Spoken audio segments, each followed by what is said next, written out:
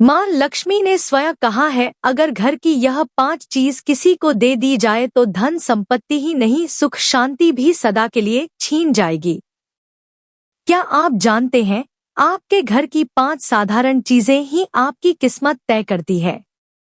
मां लक्ष्मी ने चेतावनी दी है, गलती से भी इन्हें दान कर दिया तो घर में आ जाएगी भयंकर गरीबी। बहुत समय पहले प्राचीन भारत के एक छोटे से नगर विशालपुर में एक साधु का आश्रम था। वहां दूर दूर से लोग आकर आध्यात्मिक शिक्षा प्राप्त करते थे।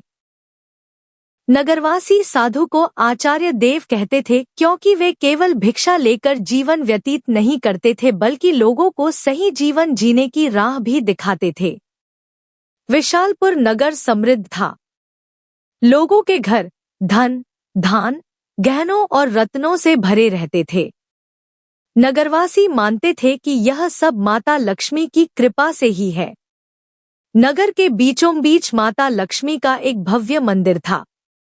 रोज शाम को वहां दीपक जलाए जाते, घंटियों की ध्वनि गूंजती और पूरा वातावरण श्री ह महालक्ष्मी नमः के मंत्रों से पवित्र हो जाता।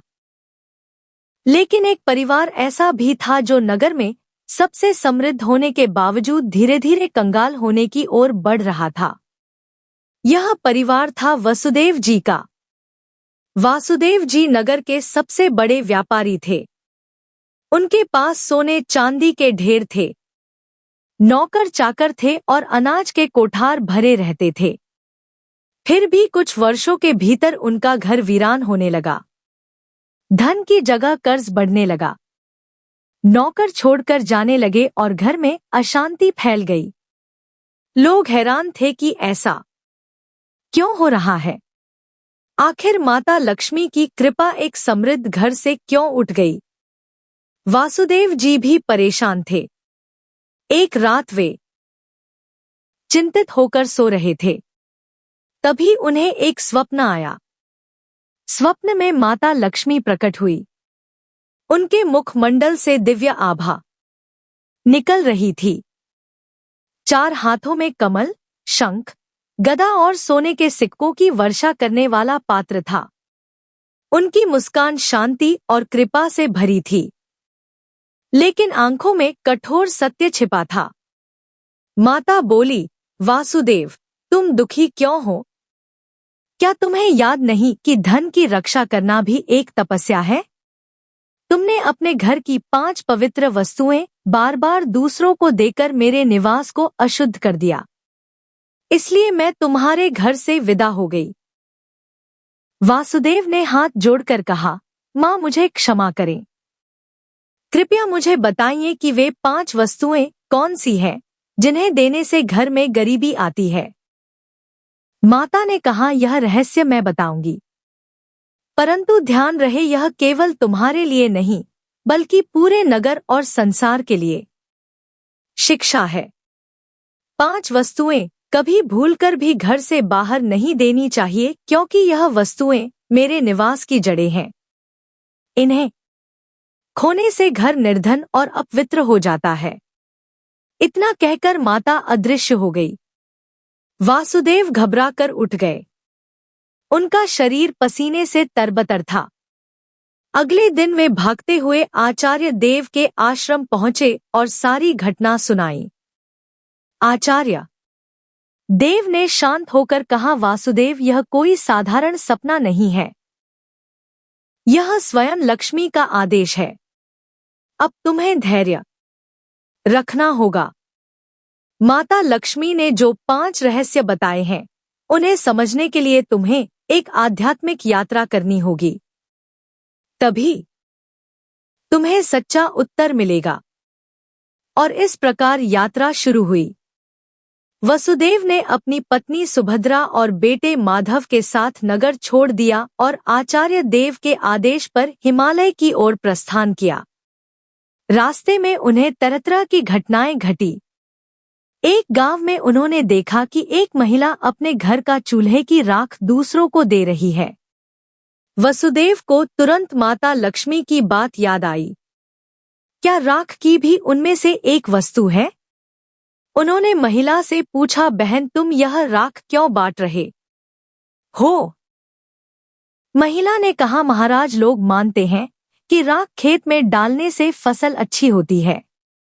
वासुदेव ने सोचा, लेकिन यही तो गलती है। चूल्हे की राख घर के भोजन और अग्नि का प्रतीक है। इसे बाहर देने से घर की उन्नति रुक जाती है। यात्रा आगे बढ़ी।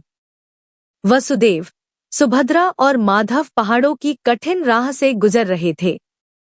एक रात में एक आश्रम पहुंचे। वहां एक वृद्ध साध्वी ध्यान में लीन थी।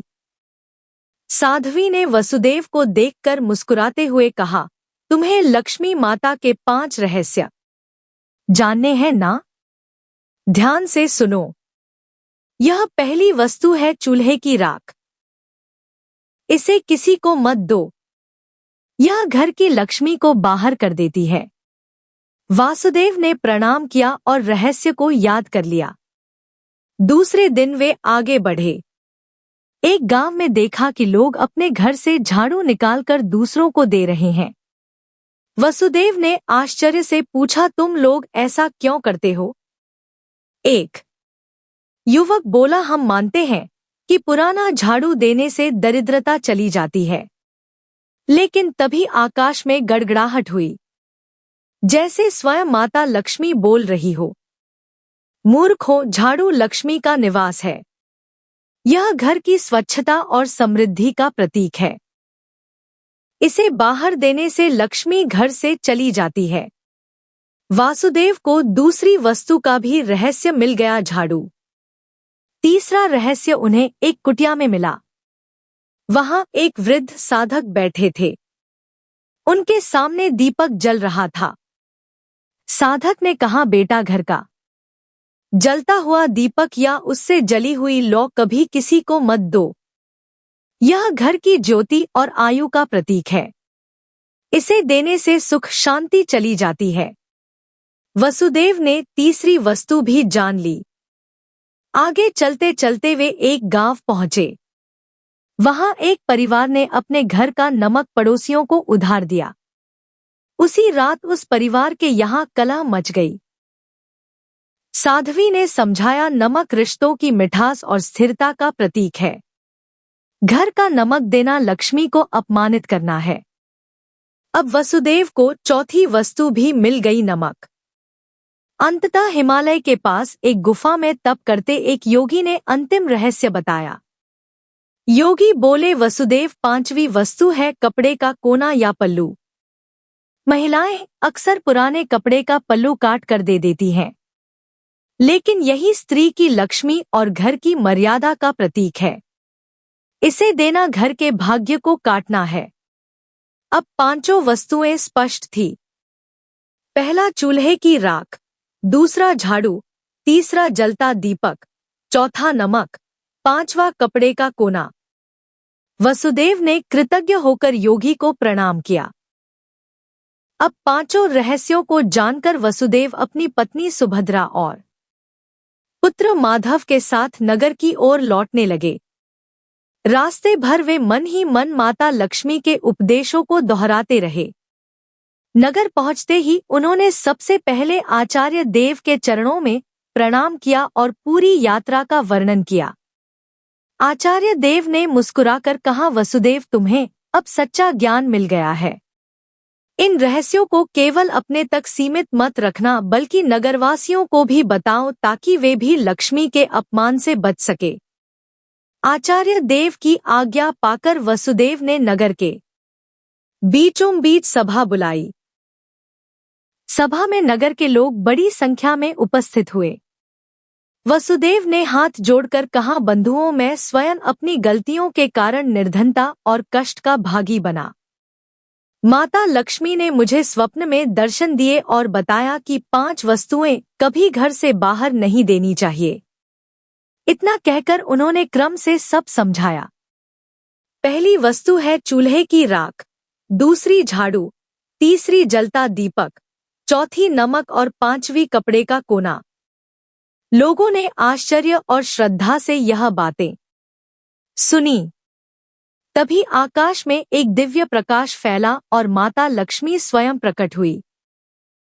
उनके प्रकट होते ही वातावरण में सुगंध फैल गई।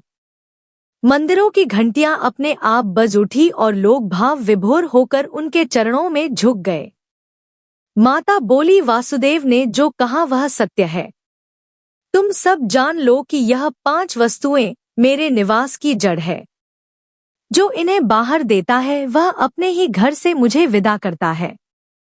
यह कहते ही माता ने वासुदेव के घर की ओर हाथ उठाया और देखते ही देखते उनके घर में फिर से समृद्धि लौट आई।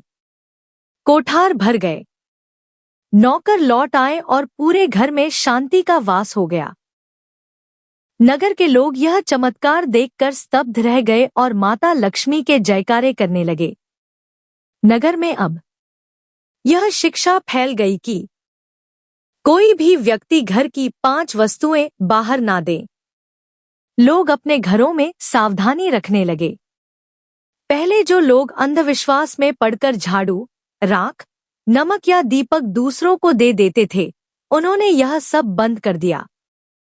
नगर में धीरे धीरे हर घर में समृद्धि लौटने लगी।